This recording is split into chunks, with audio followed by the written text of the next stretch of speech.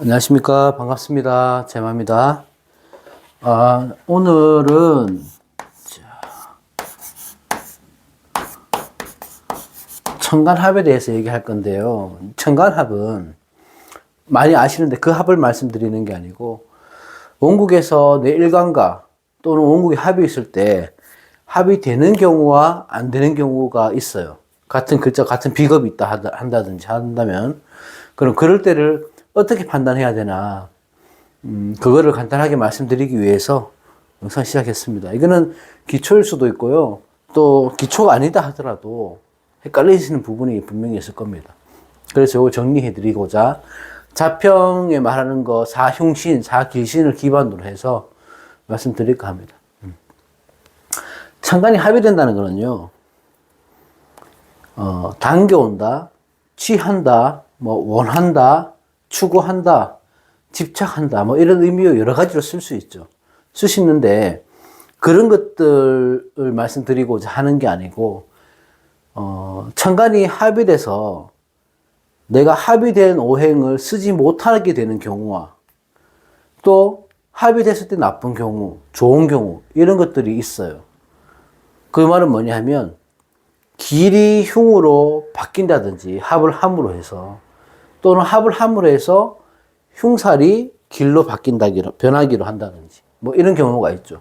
그래서 어떻게 합이 된다고 해서 합은 다 좋다고 생각하시는 분들이 많은데 다 좋은 게 아니에요. 안 좋을 수도 있고 좋을 수도 있고 그거는 그 구성에 따라서 따져봐야 된다. 어떤 합이든지 간에 양간 은간이 있으면 대입을 해보면 재와 관성의 합이거든요. 그래서 재성을 합하든지 관성을 합하든지 이성의 합이라고 보는 거죠. 남자와 여자의 합의를 보기 때문에. 그래서 내가 취했을 때 좋은 경우, 취하지 않았을 때 좋은 경우. 예를 들면 남자가 간목이 기토와 합을 할 때 재성과 합을 하는 거잖아요. 그러면 이 재성이 다른 간목이 있다거나 아니면 경금이 있다거나 이렇게 합을 해서 가버리면 이 간목 입장에서는 처복이나 재복이 없다는 거죠. 있다고 볼 수가 없죠. 원국에 있지만 내가 쓰지 못하게 되는 거니까. 여성도 마찬가지입니다. 그 기준을 관으로 보면 된다. 그래서 그런 것들 되는 경우와 안 되는 경우를 비겁이 있을 때 간단하게 설명을 드리려고 합니다. 원국에서 합의될 때와 안 될 때. 예를 들면은 일간이 있고 월, 년, 시 이렇게 있다고 봤을 때 시는 크게 중요하지는 않지만 자, 여러분들 일간이 예를 들어서 간목이다. 또 월간도 간목이다. 연간은 기토다 이렇게 보자고. 이렇게 봤을 때 꼭 이제 간목을 예시로 들었지만 자기 일주를 두고 이제 여러분들이 이 영상을 보고 판단해 보시면 됩니다. 이 경우에는 년에 있는 기토가 재성이죠. 근데 이 일간하고 합을 할 수 있나 이게 문제가 되는 건데 이럴 때는 합이 안 됩니다. 월간에 있는 기토, 가까이 있는 게 문제기 때문에 그래요. 그러면 이때는 간목이 기토하고 합을 해버리니까 이 간목 입장에서는 비견하고 재성이 합이 되는 거예요. 그럼 재복이 없다는 겁니다. 쓰기가 힘들다. 아쉬운 경우죠. 얻는 게 없죠. 재물 보고 같은 것. 또 예를 들어서 이럴 수도 있잖아요. 자, 이렇게 되면 어떻게 돼요? 이렇게 돼도 안 돼요.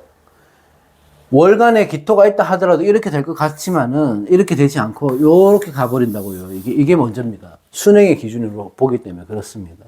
그러면 비견이 재성을 합을 해버리니까 나인, 간목 입장에서는 재복을 제대로 쓸 수가 없다.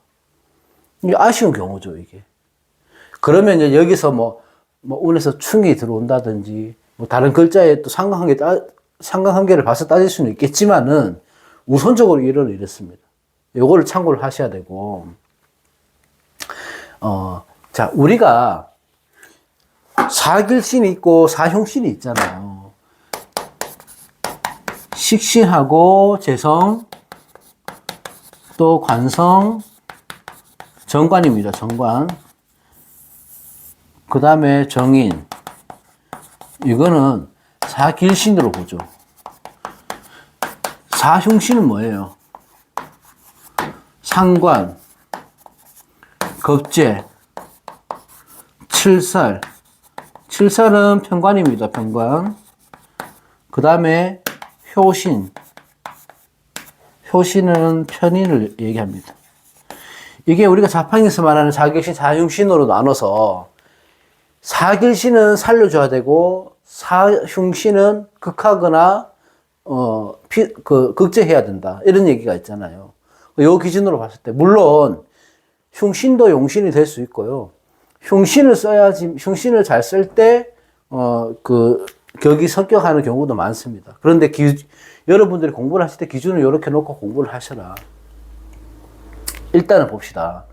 이게 저걸 먼저 아셔야지 지금 말씀드릴 수 있는 건데. 자, 이렇게 있다 칩시다. 그러면 식신은 길신이니까 살려야 되는데 식신이 있다고 다 길신이 아니고 내가 식신격일 때 식신을 사용해야 되는 사주일 때가 식신격이 되는 거죠. 그럼 예를 들면 이렇게 있다 치면요. 오중에 병화가 투출했으니까 이게 식신격이 되는 거예요. 그죠? 식신격이 되는 거예요. 추출했으니까. 식신격일 때 간목은 식신을 보면서 쓰는 거예요. 식신의 재능, 기술 이런 걸 쓰면서 살아가는 사주인데 살아가야 되는 사주인데 연간의 신금하고 병신합으로 묶여버린다고요. 그러면 식신의 기운을 잃어버리는 거예요. 식신격이 의미가 없어지는 거죠. 그러니까 사길신을 내가 길신을 못 써버리니까 흉으로 보는 거지, 이거는. 그래서 좋지 않다. 그래서 식신을 쓰면서 살아가야 되는 사람인데 그 과정이 험난한 거예요. 이렇게 돼버리면. 힘들죠. 반대로 이거는 길신을 못 써서 흉이 되는 경우고 흉이 또 길이 되는 경우도 있을 거 아니에요. 그 반대로 보자면은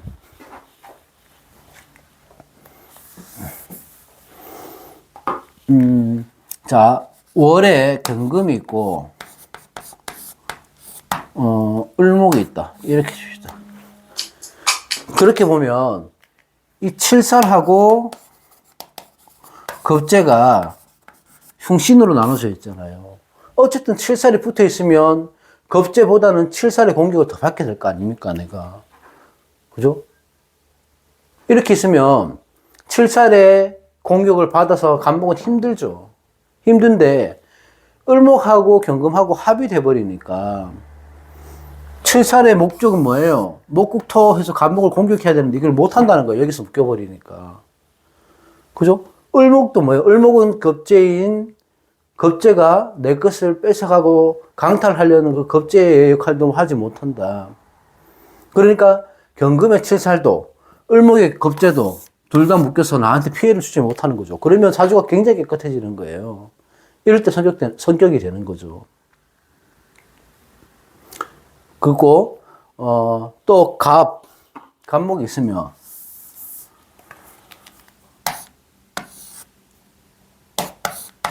이렇게 있다고 칩시다. 이렇게. 그러면 목상화니까 이거는 상관이고 이거는 효신이에요. 효신은 이제 편인을 말하는 겁니다. 이렇게 있으면 이 둘 다 칠살이란 말이에요. 근데 정인합이 되잖아요. 그럼 어떻게 되는 거야? 더 이상 효신의 흉이나 상관의 흉은 나한테 없다. 상관은 무지막지하게 나의 관을 건드리니까 좋지는 않죠. 그런데 이렇게 돼버리면 굉장히 좋아지는 사주다. 이게 사흉신이 합을 해서 길로 변하게 되는 거죠. 이렇게 되면. 그래서 이런 경우는 좋은 거죠. 그러니까 여러분들이 조금 더 생각하면 이게 운에서도 대입을 할 수 있는 거예요. 내가 이 정화가 옆에 있을 때 운에서 임수가 들어온다든지 그래도 되는 거죠, 이거는. 어쨌든 희신이 합이 되면 길이라는 좋은 기운이 상실하게 되는 거잖아요. 흉신이 합이 되면 그 흉도 없어지게 되는 거죠. 그래서 이거는 지금 말씀드리는 거는 천간끼리의 관계만 본 것입니다. 실제 통변에는 지지도 같이 봐야 되지만 그거는 상황에 따라서 좀 까다롭긴 해요. 그런데 간단하게 말씀드리면 이렇게 합의 이런 경우에만 있다면 완전히 이거를 상관도 편인도 못 쓰지만 지지에 통분이 되어 있다면 합이라도 완전히 못 쓰는 건 아니다.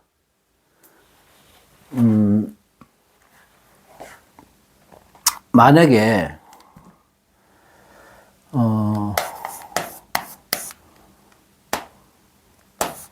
자, 예를 들어 이렇게 있다 칩시다. 이렇게 있다. 이렇게 될지는 모르겠지만 이렇게 있으면 이렇게 근이 되잖아요. 정화한테는. 그죠? 그러면 정화의 상관의 기운이 없어지는 게 아니고 미미해진다, 힘이. 힘이 약해진다고 봐야 되죠. 이렇게 통분이 될 때는. 근데 이거는 여러분들 지금 보실 건 아니고 어쨌든 중점적인 거는 이렇게 됐을 때는 흉이 길로 변하는 경우다. 이렇게 보시면 됩니다. 제가 말씀드리고 싶은 거는 원래대로 하면 지지가 다 참고를 해야 된다. 근데 그까지는 너무 길니까 요 정도만 보셔도 된다.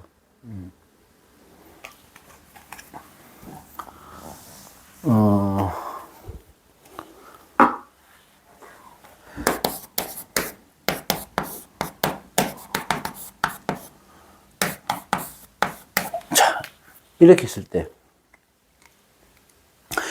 때는 병신이 합의되죠. 근데 여기서는 무토가 칠살한테 공격을 당하니까 간목을 견제를 하지 못해서 아쉬운 경우죠. 이럴 때는. 왜? 금극목으로 해서 간목을 제어를 해주거나 목생화로 해서 간목의 기운을 빼줘야 되는데 이 칠살이기 때문에 견제를 해야 되는데 병신합으로 묶여버리니까 이거는 힘이 잃는 거예요. 그러니까 간목이 살아나잖아. 그러면 무토 입장에서는 간목의 칠살의 공격을 그대로 받는 거다. 그래서 이때는 조금 아쉽다고 볼 수 있는 거예요. 이럴 때는. 병화가 없었으면 신금으로 금금목하고 신금이 없었으면 목생화로 간목의 기운을 칠살의 기운을 빼줄 수 있으니까. 이러면 좋은데 한 가지라도 있었으면 좋은데 이렇게 해서 병신합이 돼버리면 두 가지 다 못 쓰게 된다. 이런 경우는 굉장히 아쉬운 경우죠. 그리고 또 천간이 합의되는 것 같지만 되지 않는 경우도 있죠. 그 경우는 뭐냐면 합의되는 경우는 뭐냐. 일단은 천간의 합은 붙어 있어야 됩니다. 붙어 있어야 돼요. 서로 호감이 가는 이성이 있다 하더라도 중간에 방해꾼이 있다거나 아니면 너무 떨어져 있으면은 인이 되기 힘들어요. 안 된다. 이렇게 절대적으로 안 된다가 아니고 떨어져 있는 합은 합을 하기가 힘들다. 거의. 예를 들어서 각기 합을 하는데 이렇게 되면 각기 합을 하겠지만은 이런 경우는 없잖아요. 왜? 중간에 무슨 글자라도 있을 거 아니야. 그러면 예를 들어서 경금이 있다. 그럼 각기 합을 하려고 하는데 경금이 금극목을 해서 합을 못하게 막아버려요. 이게 방해꾼인 거죠. 그죠? 이렇게 돼버리면 각기 합을 하기 힘들다. 경금이 방해를 하기 때문에 그래요. 자, 그러면 갑을기가 있다면 이건 어떻게 돼요? 이것도 안 돼요. 합을 못 합니다. 왜? 목국토를 해버리니까. 기토는 간목한테 가야 되는데 목국토를 해버리니까 힘이 없어요. 갈 힘이 없다고요. 그래서 각기 합이 되지 않는 것이다. 거리가 떨어져 있으면 이렇게 만약에 있다고 칩시다. 그러면 거리가 떨어져 있으면 합의 기능이 떨어집니다. 그리고 그 합이 길이라면은 길이 없어지는 게 아니고 감소하는 거다.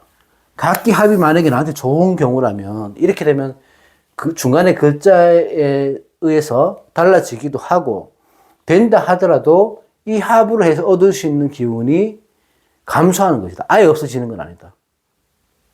흉이라고 한다면은 흉도 감소가 되는 거지 아예 흉이 없어지는 건 아니다. 이렇게 될 때는. 이렇게 보시면 됩니다. 그리고, 합을 하면서 그냥 간단하게 생각난 건데, 이거 하고 정리하겠습니다. 관이 두 개일 때 여러분들 많이 물어보시는데, 관이 두 개라고 한다는 거는 정관이 두 개일 수도 있고, 칠살이 두 개일 수도 있죠. 또는 정관 하나, 칠살 하나가 있을 수도 있고. 여기서 말씀드리는 거는 갑이 두 개일 때 혼잡이 될 때를 말합니다. 관살 혼잡. 관살 혼잡이라는 거는 정관과 칠살이 같이 추출했을 때.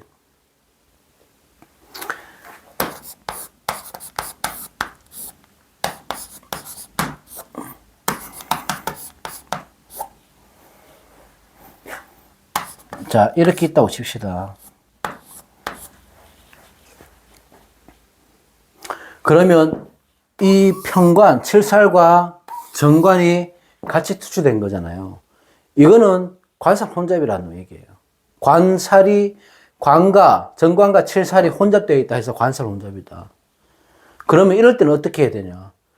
하나를 잡아줘야 된다. 그러면 칠살은 예를 들어서 흉실이니까 칠살을 잡아주고 정관을 살려줘야 좋은 거네. 그렇지 않습니다.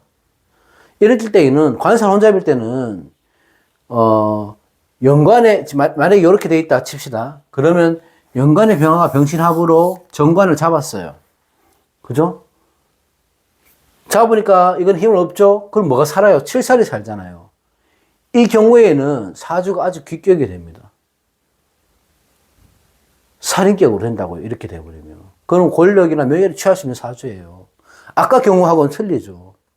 이거는 혼잡이 돼 있을 때 말하는 거예요. 혼잡이 돼 있을 때. 반대로 을목이 들어와서 경금을 잡아주더라도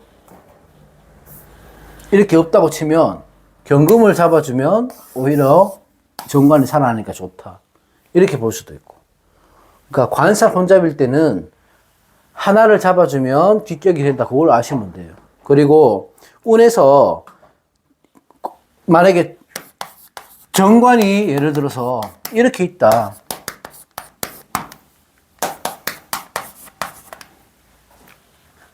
뭐 이렇게 있어요. 관살 혼잡이 아니네. 정관이니까. 이것도 관살 혼잡으로 봅니다. 정관도 두 개는 그렇고 한 3개 이상 정관도 섞여 있으면 관살 혼잡으로 볼 수 있습니다. 어쨌든 오늘은 천간합에 대해서 간단하게 말씀드렸는데 여러 경우의 수는 많아요. 제가 설명 안 드린 경우의 수도 분명히 많을 겁니다. 근데 그걸 다 하기는 어렵고 제가 영상으로 종종 한 번씩 이런 경우의 수를 또 말씀드리겠습니다. 오늘 여기까지 하겠습니다. 고맙습니다.